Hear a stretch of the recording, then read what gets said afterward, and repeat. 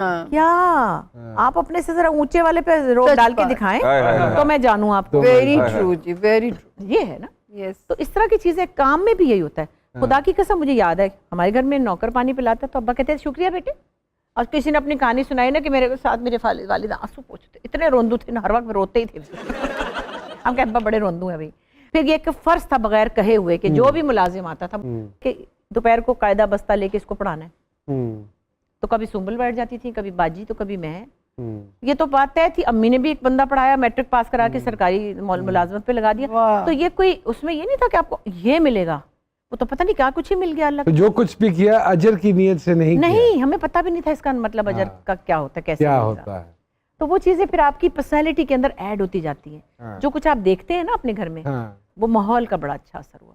बेटियों के साथ भी बड़ी आपकी एक दोस्ताना सी बॉन्डिंग है बहुत ज्यादा। तो वो तोतली बोलने वाली अम्मा जो अभी तक एक मेरी बेटी माशाल्लाह बड़ी मजेदार गल्लां करते रहे तोतली जुबान से भी कि ओ जदों जानते ने क्योंकि वो कनाडा ने ते कहंदे ने हाय हाय मैं आ गई हां कि बस उन लोग की वो मेरी बड़ी बेटी है ना रिमान जो है ना, हाँ तो उसके घर जाके फिर वो लोग आटा नहीं लेते ना क्योंकि रोटी पकानी पड़ती है ना वैसे ना। तो फिर मेरे दामाद कहते हैं आंटी वो आप अभी आराम कर ले, हम देसी स्टोर गए थे तो हम आटा लाए थे, तो आप जब आराम उनसे होंगे ना फिर मैंने कहा अच्छा भाई फिर मैं पराठे बना के देती हूँ, फिर जो भी उनको अच्छा लगता है। लेकिन अभी भी नरिमान जो है वो माशाल्लाह बड़ी हो गई है खासी, बच्चा भी उनका बड़ा सा है, मेरी गोद में मैं बिठा लेती हूँ उनको। वैसे थोड़ा साइज भी उनका ज्यादा है लेकिन मुझे अच्छा लगता है। यहाँ लेते हैं एक छोटी सी ब्रेक और ब्रेक के बाद जिस का मैं दोबारा आपकी खिदमत में हाजिर होता हूँ।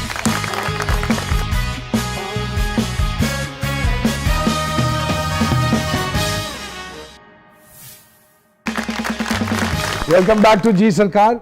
उशरापा राइटर में singer what not, how do you organize your life? पता नहीं, आई थिंक आई नेवर।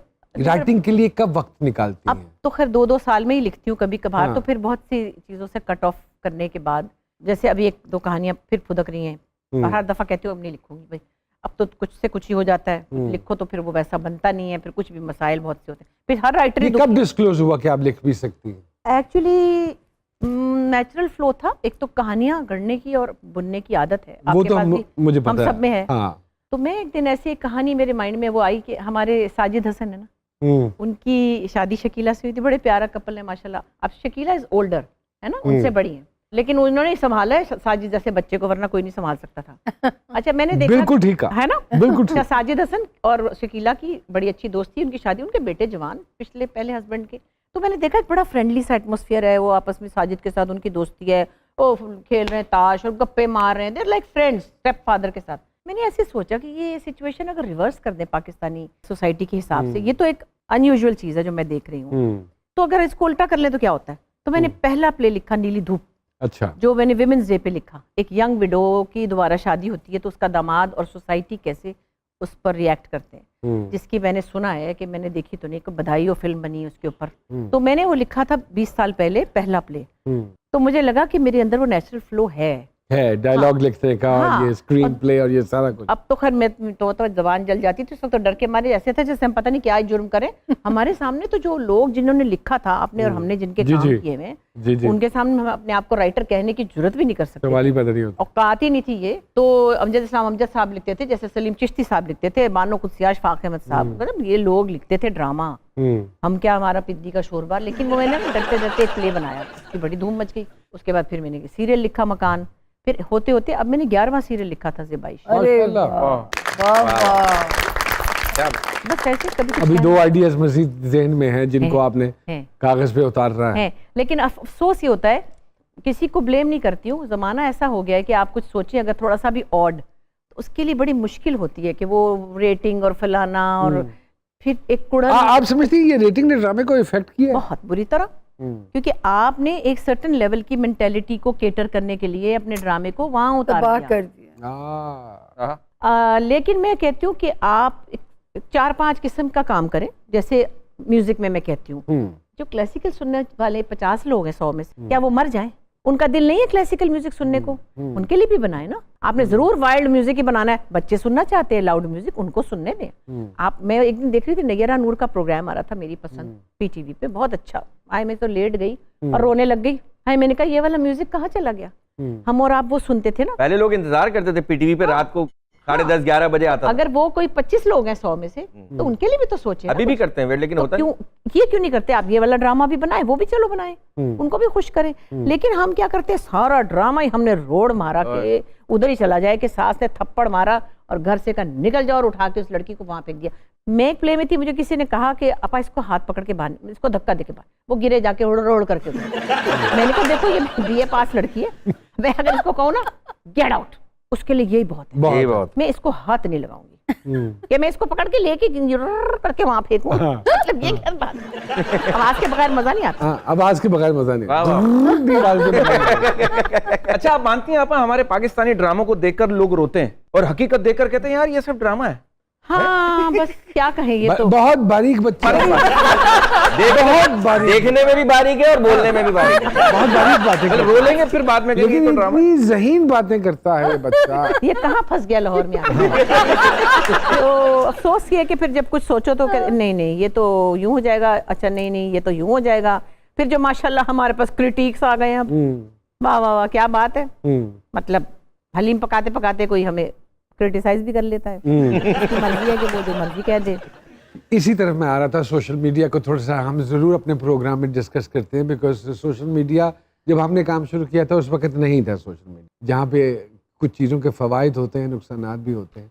लेकिन उन लोगों का क्या करें जो अब जैसे पिछले दिनों आपकी एक स्टेटमेंट थी अली अजमत साहब को लेकर, जिसमें उन्होंने मैडम नूर जहाँ साहिबा के हवाले से कोई कमेंट किया कि हम जब सुनते थे गायकी तो आपने बड़ा मैं तो तड़प गई। आपने बड़ा सख्त रद्दे अमल उस पर बिल्कुल मैंने वो मेरा बड़ा प्यार है, मैंने उसको खूब डांटा।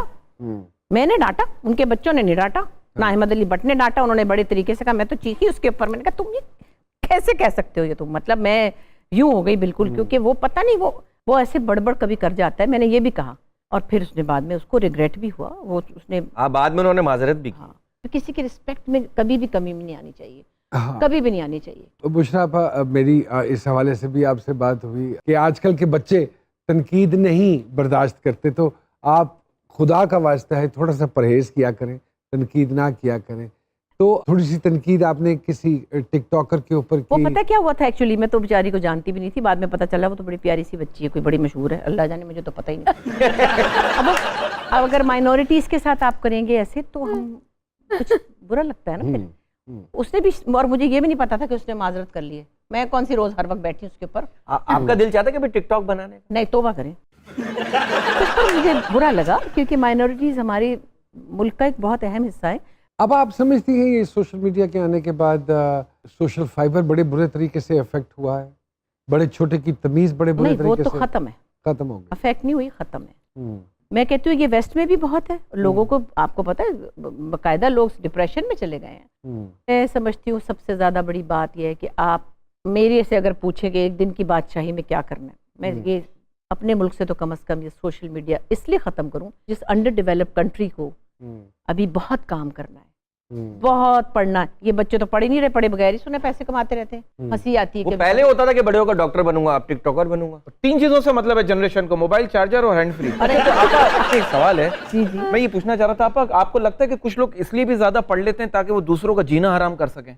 वैसे कई अनपढ़ लोग भी लोगों को जीना हराम करते हैं। जैसे ये कर रहा है। मैं आपको नहीं कह रही, वैसे कह रही हूँ। जी जी, बल्कि जीना हराम करने वाले होते ही अनपढ़ हैं। भले वो जितने भी पढ़े लिखे हों। हाँ, मतलब ज़हनी तौर पे अनपढ़ होते हैं, वो फितरी तौर पे अनपढ़ होते हैं। वाह वाह, अगर उनको पता चल जाए कि इंसानियत से कैसे डील करना, वो किसी को तंग नहीं करेंगे। तंग नहीं हाय, हाय, करेगा। हाय। वाह, वाह। आपका फोकस, आपका फ्यूचर, आपका करियर, आपकी पढ़ाई होनी चाहिए, फिर ये चीजें बाद में आती हैं। ये मैं कहती हूँ, मुझे कई दफा लोगों ने बुलाया, आप जैसे कहती हैं लेक्चर के लिए बुलाया कहीं, तो मैंने कहा मेरा ख्याल है जो विदाउट एनी इंटेंशन और प्लानिंग, और मैं नहीं समझती कि बड़ी मैं समझदार थी, मेरा फोकस बहुत अच्छा था, मेरी प्रायोरिटीज का मुझे बहुत पता था कि मेरी बच्चियों का स्कूल, घर,